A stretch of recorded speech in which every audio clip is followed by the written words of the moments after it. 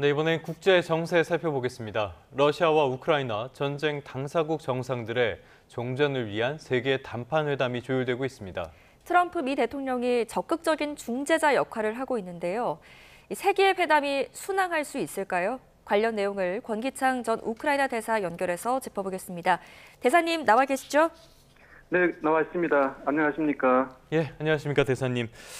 간밤에도 이런저런 소식들이 전해졌는데요. 일단 트럼프가 다자회담 이후에 SNS를 통해서 조율하고 있다 이런 소식을 전했어요. 내용을 보니까 일단은 푸틴, 젤렌스키 대통령이 만난 다음에 3자 회담을 열겠다 이렇게 밝혔나 봐요. 어떤 내용입니까?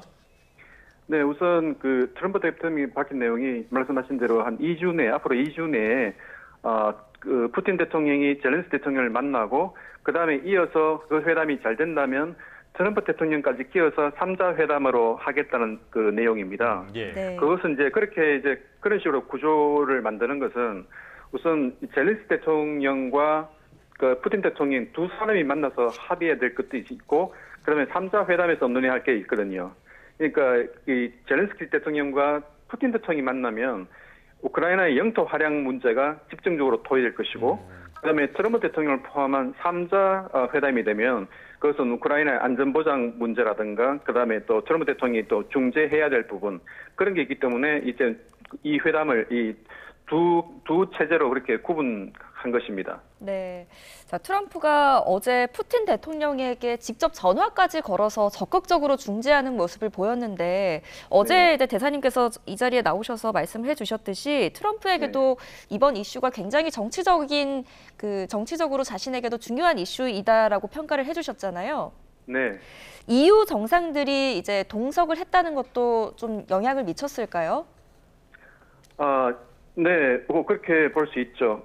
지금 푸틴 대통령이 그 트럼프 대통령이 이 젤렌스키 대통령과 EU 정상들하고 였던 합동 회의 중에 네. 갑자기 한 40분 동안의 긴 시간을 내서 푸틴 대통령에 전화한 것은 사실 굉장히 이례적인 행동입니다. 네. 그것은 어떻게 보면 이제 EU 정상들에 대한 좀 외교적인 결례라고 볼 수도 있는데요. 이제 트럼프 대통령의 설명에 의하면 그게 푸틴 대통령을 배려하기 위한 행동이었다고 그래요. 그러니까 지금 이번 우크라이나 전쟁을 종식시키기 위해서 트럼프 대통령이 푸틴 대통령과의 어떤 관계, 푸틴 대통령과의 어떤 우호 관계를 각별히 신경 쓰고 있는 모습을 보이고 있는데요. 네. 그러니까 그런 식으로 외교적인 결례를 무릅쓰고 트럼프 대통령이 그러니까 러시아 푸틴 대통령에게 전화한 것이 그 시간이 새벽 1시였다고 해요. 러시아 시간으로. 예, 그러니까 그런 식으로 해서 트럼프 대통령이 본인이 젤렌스키와 별도 면담한 내용, 그다음에 EU 정상들과의 협의한 내용을 갖다가 바로 즉각적으로 푸틴에게 알려줌으로써 푸틴의 신뢰를 더 얻으려고 했던 것 같습니다. 이것은 아주 트럼프 대통령이 지금 굉장히 아주 계산적인 그런 전략을 쓰고 있다고 좀 판단됩니다. 알겠습니다. 어찌됐건 러시아와 우크라이나의 정상회담이 조만간 열릴 가능성이 한층 커지게 됐는데요. 그러다 보니까 이 장소가 어디가 될까 이 부분도 관심사인 것 같아요. 일단 푸틴 대통령은 외국 잘못 나가면은 체포되지 않습니까? 그렇죠. 푸틴 대통령은 이미 지난해 초에 국제형사법원에 의해서 전쟁 범죄자로 체포영장이 발급된 상황입니다. 예. 그렇기 때문에 푸틴 대통령이 지금 우크라이나 전쟁 동안에 외국에 나간 사례가 거의 없거든요. 그러니까 뭐 외국에 간 사례는 제가 기억하기에 중국에 간 것 정도, 예. 그리고 북한에 간 정도. 그러니까 전혀 체포의 리스크를 무릅쓸 필요가 없는 가장 확실한 나라만 방문했던 것이죠. 네. 그래서 그런 걸 보면은 푸틴 대통령이 아무데나 나가지 않을 거라고 예상할 수 있습니다. 네. 일단 푸틴과 젤렌스키 두 사람이 만난다면 영토를 할양하는 것과 안보 보장을 어떤 방식으로 할 것이냐가 주요 쟁점이 될 텐데 어떤 식으로 안보 보장이 이루어질 것이다 합의점에 이를 거라고 보세요? 네, 이번에 아마 이번 워싱턴에서의 젤렌스키 대통령 그리고 EU 지도자들의 트럼프 면담 중에 가장 큰 성과가 아마도 미국이 어느 정도 적극적으로 안전 보장을 할 것이라는 그런 점이었습니다. 네. 왜냐하면 과거에는 이제 미국이 안전보장은 우크라이나 전쟁은 유럽의 전쟁 아니냐. 그것은 유럽 국가들이 알아서 해라. 미국은 관여하지 않겠다. 예. 이런 입장을 취했었거든요. 그런데 이번 워싱턴 회담을 통해서 아주 다른 모습을 보여주었습니다. 그래서 미국이 할 수 있는 이제 안전보장은 우선 첫 번째는 우크라이나 군의 강화입니다. 네.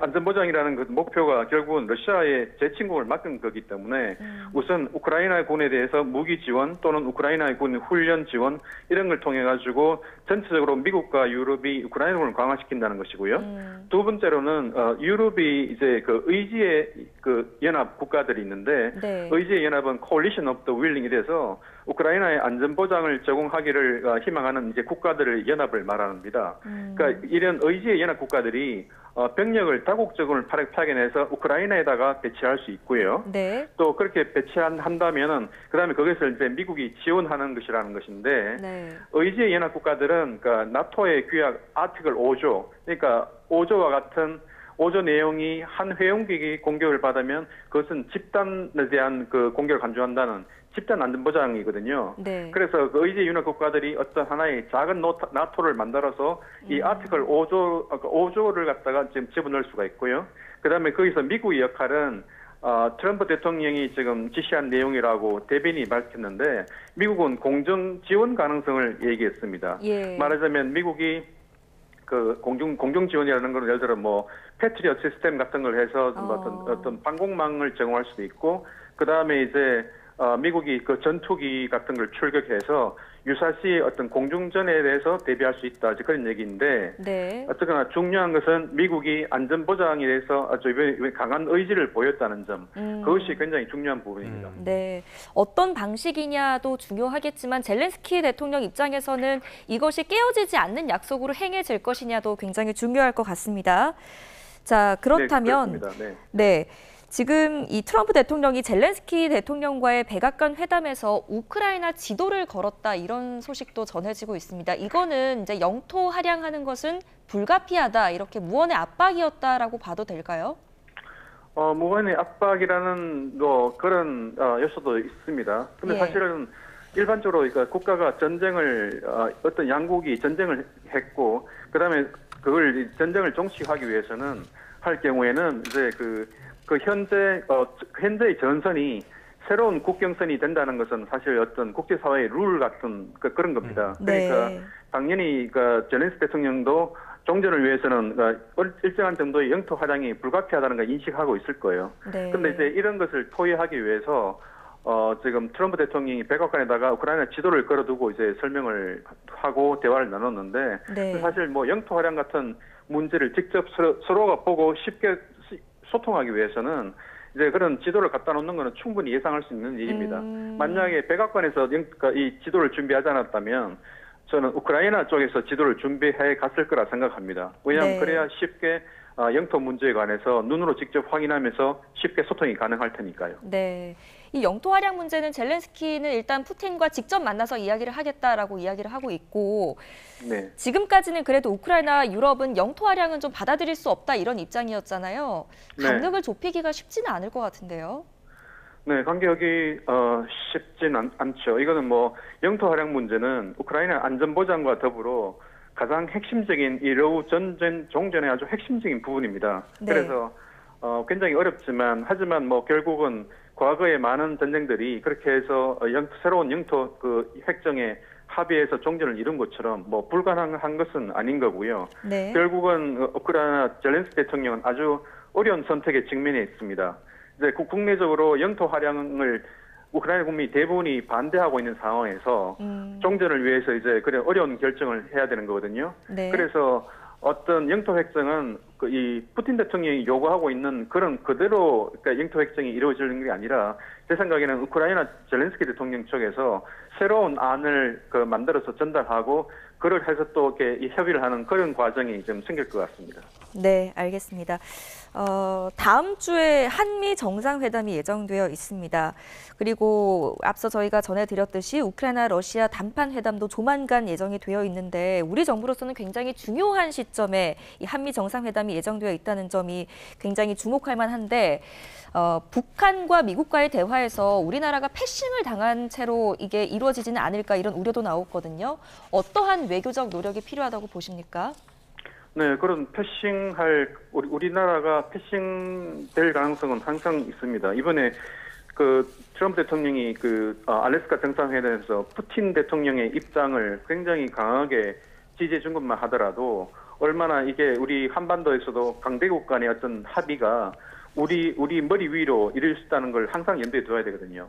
그래서 우리 같은 경우는 이번에 다음 주 있을 한미 정상회담에서 우리가 갖고 있는 이해관계, 우리가 갖고 있는 어떤 우려가 어떤 것인지를 트럼프 대통령에 충분히 설명할 필요가 있습니다. 네. 그렇게 함으로써 우리가 한국의 이해관계를 반영하지 않는 미국과 러시아 간의 어떤 합의, 모종의 딜 또는 미국과 북한 간의 딜을 막을 수 있는 그런 장치가 될 겁니다. 네, 알겠습니다.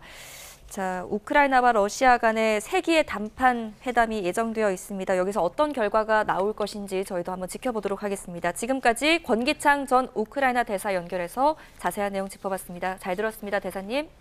네, 감사합니다.